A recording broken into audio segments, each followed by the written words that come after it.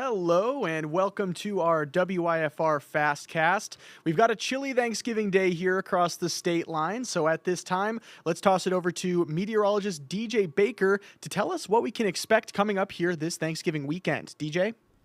Yeah, the Thanksgiving weekend today, tomorrow, not too bad, but Saturday is a day we are keeping a very close eye on. First things first, today, winds currently out of the west-northwest near about 20 or so miles per hour with temperatures hanging on in those middle to lower 30 values. Wind chills are going to be playing a factor for us here as we're seeing wind chills right in the middle to even lower 20s, even some upper teens here across the region. And over the next couple of hours, wind chills will stay in the low 20s, and by the time we get towards 6, 7 o'clock, I think we'll likely get back down into those upper teens. So definitely going to be of a bit of a brisk Thanksgiving here for us. Luckily, no expectations whatsoever for any sort of precipitation, so travel should be good to go, even with a mixture of sunshine and clouds overhead. Now, as we get into it, we are seeing a few flurries up to our north, but really nothing of note. Any of those that attempt to fall will fall gracefully, but no accumulation is expected whatsoever. But we are seeing on our max storm tracker a lot of that blue underneath,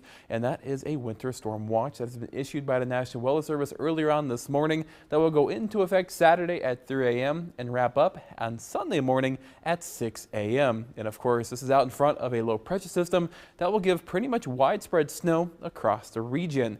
Now, with it, timing wise, it looks to be just after midnight when the first flakes will start to fly across the state line. And after that, once we get into the morning, well, snow. That's going to be the underlying trend for our Saturday, as continuous snow will fall basically from sun up to sundown into the evening, into the overnight. Finally, though, I think we'll start to wrap up by about 4 or 5 o'clock in the morning for our Sunday.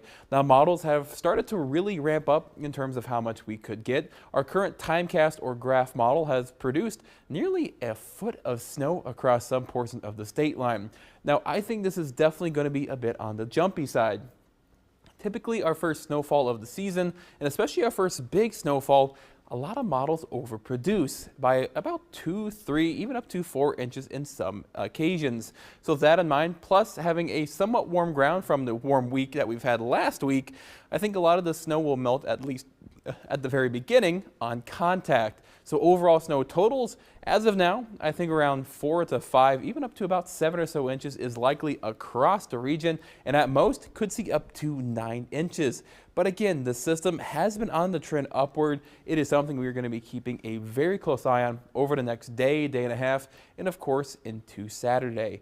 I'd recommend you download our WIFR First Alert Weather app, where we will send you notifications of our current thoughts and model projections over the next couple of days. And of course, as we get into our Saturday, we will keep you updated with regular notifications. And of course, you can catch us on our live streams by downloading our WIFR streaming app on your Roku and Fire TV. But yeah, needless to say, it is going to be a busy next couple of days, especially heading into Sunday. Just look at those temperatures, down to a low of 1 degree with negative wind chills likely across the region as we kick off our December and kick off our Monday. So Jake, I'd have people download the WIFR First Alert Weather app, but otherwise it's going to be a busy few days here in the First Alert Weather Center with this big snowstorm and first of the season underway on Saturday. Yeah, absolutely. DJ, thank you so much for that update, of course. And just like DJ was saying, you're going to want to download that WIFR First Alert Weather app, so that way you can get those alerts right there on your phone no matter where you are. We want to make sure that we're keeping you safe this Thanksgiving weekend and for the remainder of this winter.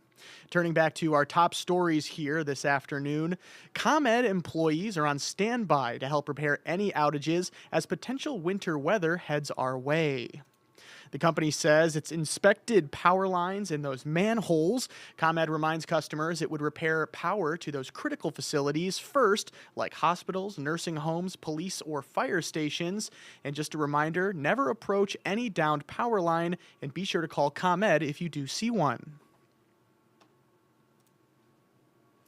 And if you plan on hitting the open road or boarding a plane this Thanksgiving weekend, be prepared to deal with plenty of traffic out there. AAA is predicting nearly 82 million people will travel at least 50 miles from home, at least until Monday, December 1st. More than 4.1 million Illinoisans plan to travel this holiday, which is nearly a 2% increase from 2024. 6 million U.S. travelers are expected to take domestic flights over the Thanksgiving holiday period, a slight increase from this time last year. And that most popular destination is Florida. That's likely due to its warm weather, theme parks, and cruise ports. And nearly 300 state liners got the chance to burn some calories before they stuffed themselves full this Thanksgiving, running in the 17th annual Turkey Trot 5K in Byron. The race kicked off around 7:45 at the Byron Fitness Center with 9 age divisions for competitors. Some lucky racers even received pies for participating, and those who wore costumes maybe won the best dressed runner, getting a Golden Turkey Award, as well as entering for a special prize. Thanksgiving is family. It's all about family. So as you see, we get people coming. They're coming to town to see their kids, or maybe they're going to see their mom and dad. But it brings the community of Byron together as a group. And people want to be healthy. And this is a good start. It gives them a great excuse to go out to their turkey endeavor of the day, whatever it is. And the holiday spirit will continue into this weekend as the city of Rockford will prepare for Stroll on State. That's coming up here this Saturday. Leaders with the city remind residents to be mindful of where their cars are parked for the Stroll on State parade, as well as the Dasher Dash. You can see that parade route on the screen now, and you're asked to park your car on one of the municipal surface lots or those many parking decks out there in downtown Rockford. Main Street from Cedar Street North to Chestnut will also be closed around 10 Saturday morning for the parade staging. And of course, later in the evening, the Jefferson Street Bridge will also be closed to traffic. That'll be from 7:45 to 9, of course, for the fireworks show.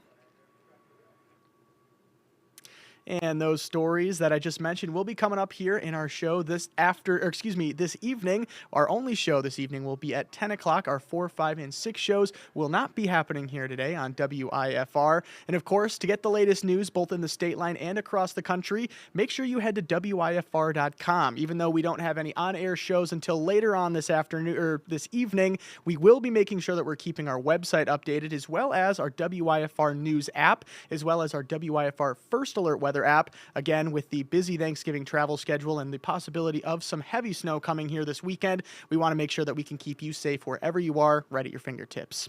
Thank you so much again for watching, and we'll see you coming up here in probably around 2.5 hours or so for our next WIFR FastCast. Thanks for watching.